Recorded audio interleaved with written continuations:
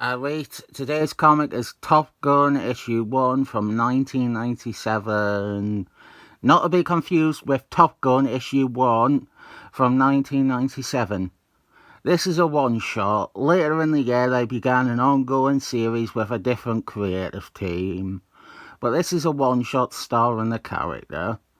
Blasting from the pages of Wolfman. We kick off with a dream-based flashback relaying to us one of the main parts of Top Gun's history.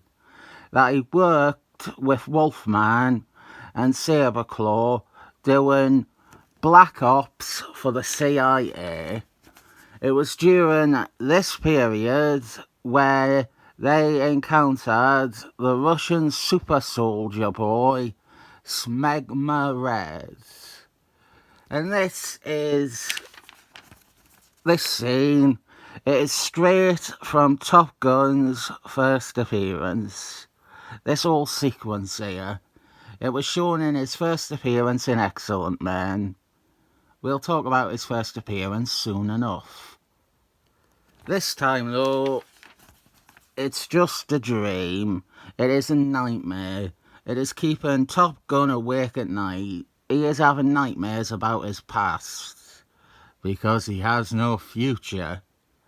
He is squatting in a rundown building and then approached by a Russian woman, a telepath called Elena, who has come to him looking for his help.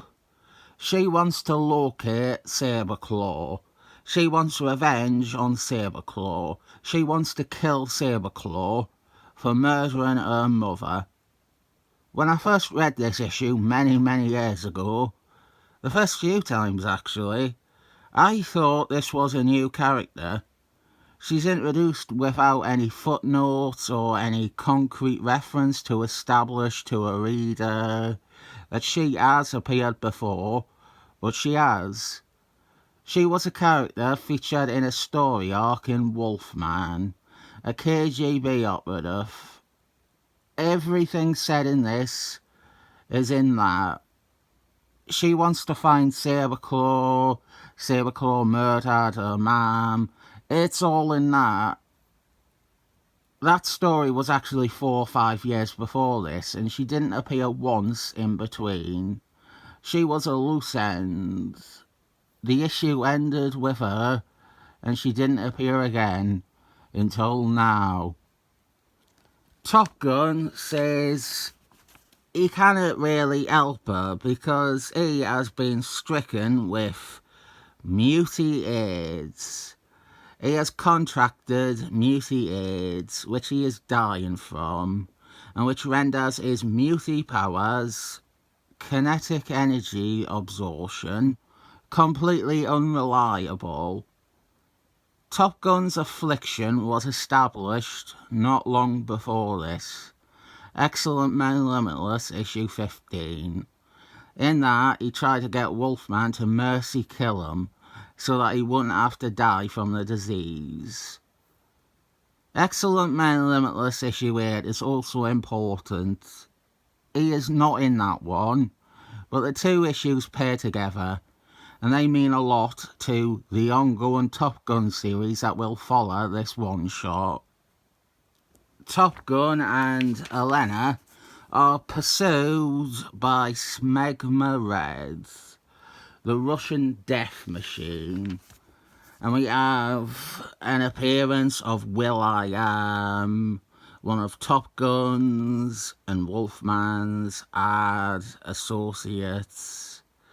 Will.i.am will help Top Gun out a few times in this one shot.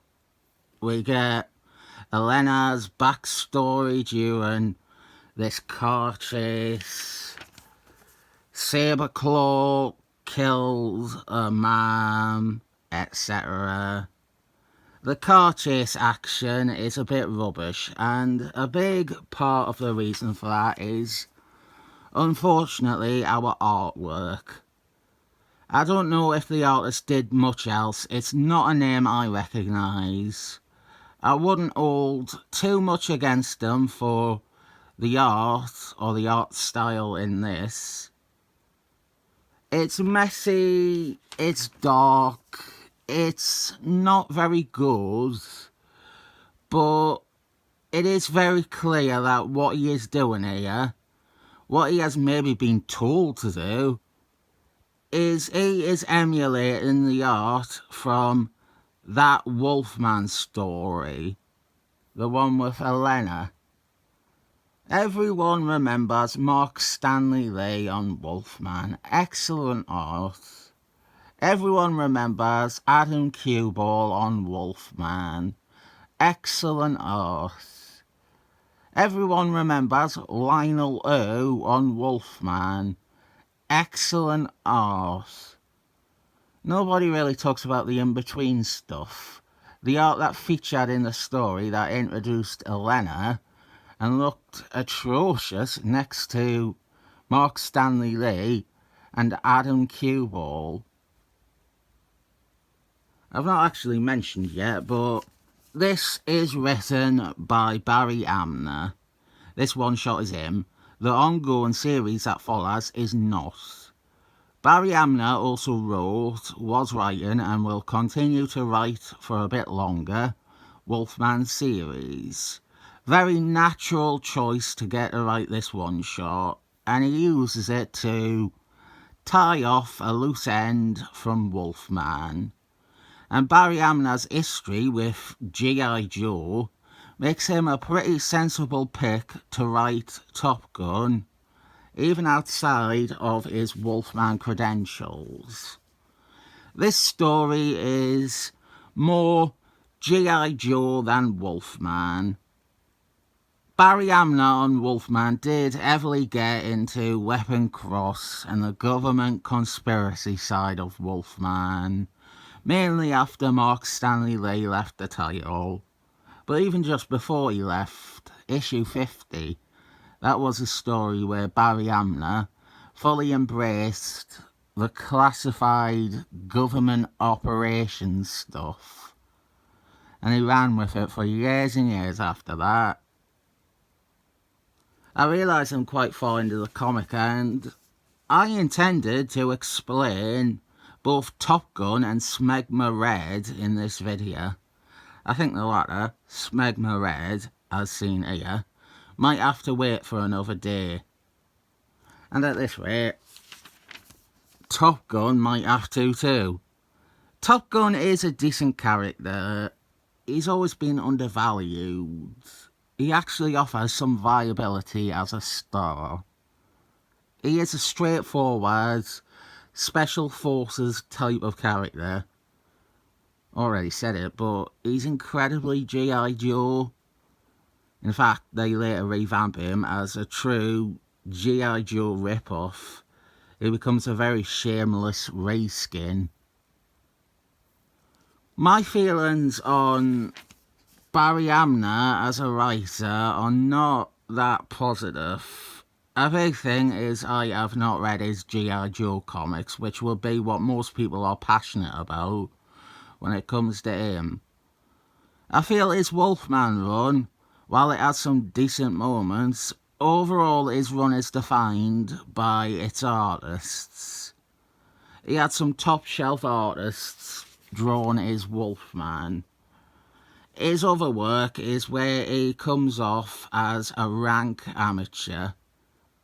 A couple of years back, he wrote a Wolfman miniseries, one of those nostalgia bait ones.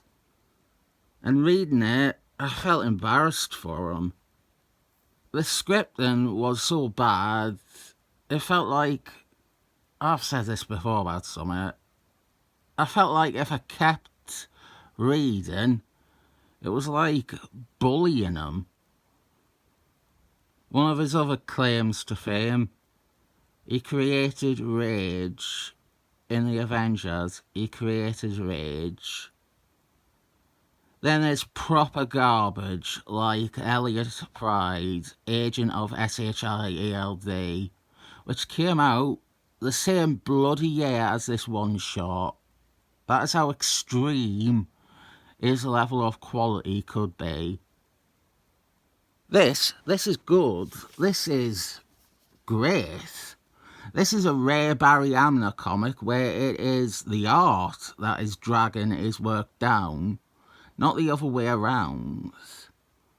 He writes a great little espionage story here, an action adventure starring Top Gun and some other characters from his pantheon of Wolfman.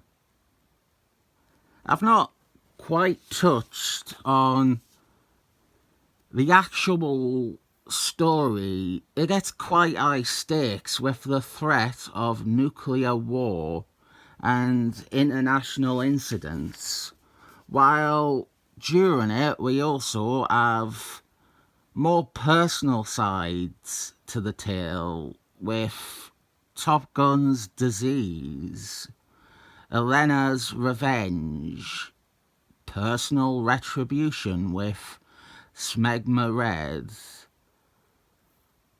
Will I Am feels a bit like a plot device. I think if you are having that character, maybe give him a bit more meat than convenience. Our ending is a pseudo final fight between Top Gun and Smegma Red. Top Gun is prepared to die. He maybe even wants to die, as long as he stops Smegma Red and the current crisis. So let's quickly explain Top Gun. I do these even though most of you probably already know off the shit. Excellent Men number 5 by Jimmy Lee, with a script by Jason Byrne. That was when Top Gun was created. He teamed up with Wolfman and the Excellent Men to, again, stop Smegma Red. I kind of covered a lot of the details earlier on in this video. After that, Top Gun appeared in backup stories in Jimmy Lee's final issues.